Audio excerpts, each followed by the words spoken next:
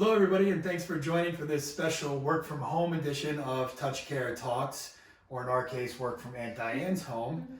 Um, Today, I have the most special guest, and I apologize to our previous guests for saying this, but my wife, Sarah Lehane, is joining us today to talk about her work and what we do and the importance of emotional well-being and resiliency during this confusing, stressful, and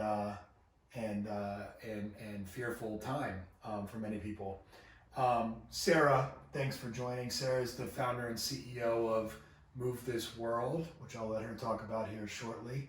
And Sarah, what's so interesting to me really is that your organization, obviously I have a lot of interest in, but your organization sits squarely at the middle in the intersection of healthcare and education, arguably two of our most flawed institutions in America. Which makes it a really difficult job and a really difficult task. But tell us a little bit about what you do. Yeah. Well, I'm so grateful to share our work, especially at a time when all of us are experiencing increased levels of stress and anxiety amidst all of the unknown. So I'm the founder of Move This World. We are a social emotional learning program. We support pre-K through 12th grade students, teachers, and families in strengthening mental, emotional, and social well-being. We do that by building in a daily practice of identifying, expressing, and managing our emotions. Recognizing that when we do encounter stressful situations, if we have a toolkit of strategies and ways that we can manage those emotions, de-escalate a situation, work through conflict, we will be more able to solve problems, work together collectively, and navigate the increasingly complex challenges of our world. Awesome. So this concept of building social and emotional strength and resiliency is something that's super important right now, especially just given the amount of really fear and anxiety and unknown that folks are being forced to work through right now as they deal with what is really unprecedented time, right? At least in our lifetime. What goes a little bit overlooked, I think, is the stress and anxiety that our youth are facing as they work through this as well, right? It's scary. The news is scary. Your parents are on edge. Your schedule has been completely uprooted and disrupted, and you know your sort of safety net of school for a lot of folks has potentially been taken away from you for the foreseeable future. Can you comment on that or talk through that a little bit? I mean, the effects of stress and trauma on the brain, on executive functioning, on learning are significant. If we are fearful, if we are tense, we are distracted, we're not in a position to process information, to learn. And then you think about what's happening to your body when you are feeling that way. Your heart may be racing, your palms may be sweaty, your stomach is in knots. So if we don't have the tools to manage those emotions, to de-escalate the situation, we're not able to learn, and we're certainly not able to thrive. And when you think about the routine that has been upended and disrupted for all of us, but especially for young people, the opportunity to see their friends and build relationships and now being confined indoors is really concerning for all of us, but especially for young people. And being confined indoors is I mean, really what we have right now, and it's on a whole other level too for adults or working adults especially, who are now being forced to figure out how to work from home, which is a stressful thing for a lot of folks who maybe weren't used to it. In addition to that, you probably don't have your childcare resources anymore. If you do, you're very lucky. You're playing the role of mom, dad, as you always do. You're playing the role of employee. You're playing the role potentially of nanny, and now also teacher, right? As folks are trying to figure out how to keep their kids learning during this time. What can parents do to continue to foster emotional well-being, specifically for their children during this time? a number of things. One, despite the fact that we don't have the routine of leaving and going to school and leaving and going to work, as much as we can create a structure and a routine for ourselves and our children at home, that's really helpful. So trying to wake up at the same time every day, not using this as an opportunity, though it's really appealing to sleep in, and keeping to your routine of, if you woke up at a certain time and you went for a run and you exercised, keeping to that, having your children wake up at the same time, have breakfast together as a family, and have them begin their schoolwork just as they would if they were leaving for school. So keeping a routine is really important. Two is physical movement. So if you're working from home or you're not leaving to go to school, you're probably not moving your body in the same way as you would be if you had to travel or you had some kind of commute. So finding micro moments to move, whether that's getting up and taking a break and stretching. If you can go outside and go for a walk or go for a run, don't go to the playground, but go for a walk, go for a run in an open field, play outside.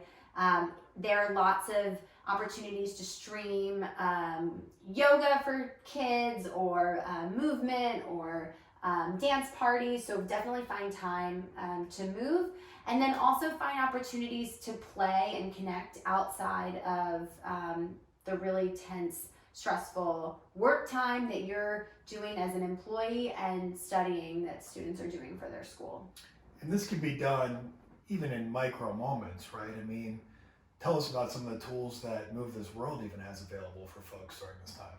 So Move This World offers short, evidence-based videos that are 5 minutes in length, that are developmentally appropriate. So again, pre-K through 12th grade and for adults, to build in those micro moments, to pause, to connect, to reflect on how we're doing individually, to reflect with those around us, to say, where do I need help? How can I continue to move forward in the work that I'm doing? How can I support you, and how can you support me? So building in those micro moments and having nuggets or kernels to anchor us in our day makes this less overwhelming. So it's not this idea of I have to stop what I'm doing and build in an hour of social emotional wellness, or a 90-minute, the same way I might do a 90-minute yoga class, I now have to do a 90-minute social emotional exercise. No, just like you brush your teeth every morning and you take a shower, these are habits that we build, these are rituals,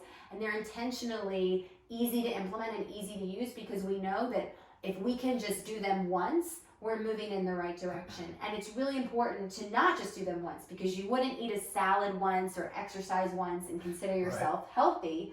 This is really about overall lifestyle and overall wellness regimen. So 5 minutes, all the parent or caretaker has to do is press play. There's no planning or prep required, and you can actually find a lot of at-home resources, free videos, all available at movethisworld.com. Awesome. And we don't go as far as opening the computer or the iPad at the dinner table and going through this, because I've got the expert right here. But I always joke that you move this world on our marriage. So while these videos are specifically developed for students and typically, consumed, I guess, in the school setting, many of the tools and lessons that are taught through these videos are super applicable to adults and families and relationships as well, no?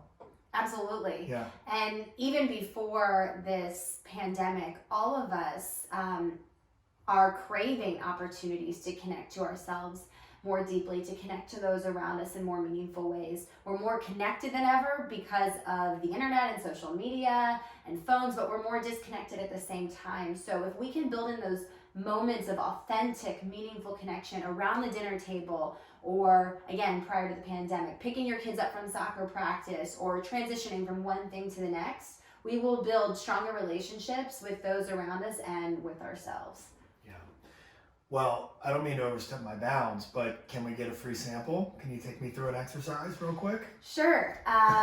So when you talk about us moving this world on our marriage, or something we do around the dinner table, something that your TouchCare network can certainly take back to their lives that we do at Move This World, is at the end of the day to think about a gratitude exercise. So identifying 3 highlights from our days and something that we're grateful for. And that's a really powerful moment to find optimism, especially right now when days are really hard and there may not be 3 good things in our day, unique things that we can identify. Being forced to identify them, even if they're small, can be really positive and strengthening our gratitude practice.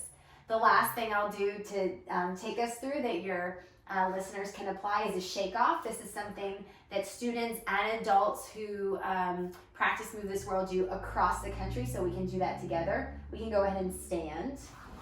Shake it off. Yeah, you can do this seated as well. We're going to identify something stressful that we're carrying with us, a weight or tension in our bodies that we want to release, that we want to get rid of. So go ahead and identify that stressor, that tension. And when you have it, we'll release it. And we'll release it by starting with our left hand and shaking off 6, 5, 4, 3, 2, 1. Then our right hand, 6, 5, 4, 3, 2, 1. Then we're going to squeeze our whole body really tight, 6, 5, 4, 3, 2, 1. Then release it, 6, 5, 4, 3, 2, 1. Counting down from 5. Everyone can just follow along. It's really important that we all count out loud. When we get down to 1, 1, 1, 1, I'll go like this, and we'll take a collective inhale. And when I go like this, let's all shout one intention, one offering that we can commit to for ourselves and those around us to move through the challenge or stressor that we're releasing. So go ahead, identify the stressor that we're letting go of, the tension or weight, and let's identify our commitment or offering. And when we shout, when I go like this, we're going to all shout our commitment or offering. Okay? Here we go. All of us. Yep, you and I, and anyone else Got who's it. watching. Okay, here we go. 6, 5, 4, 3, 2, 1. 6, 5, 4, 3, 2, 1. 6, 5, 4, 3, 2, 1. 6, 5, 4, 3, 2, 1. 5, 4, 3, 2, 1. 5, 4, 3, 2, 1. 5, 4, 3, 2, 1. 5, 4, 3, 2, 1. 4, 3, 2, 1. 4, 3, 2, 1. 4, 3, 2, 1. 4, 3, 2, 1. 3, 2, 1. 3, 2, 1. 3, 2, 1. 3, 2, 1. 2, 1, 2, 1, 2, 1, 2, 1. 1, 1, 1, 1. Breathe in. And shout your intention or offering.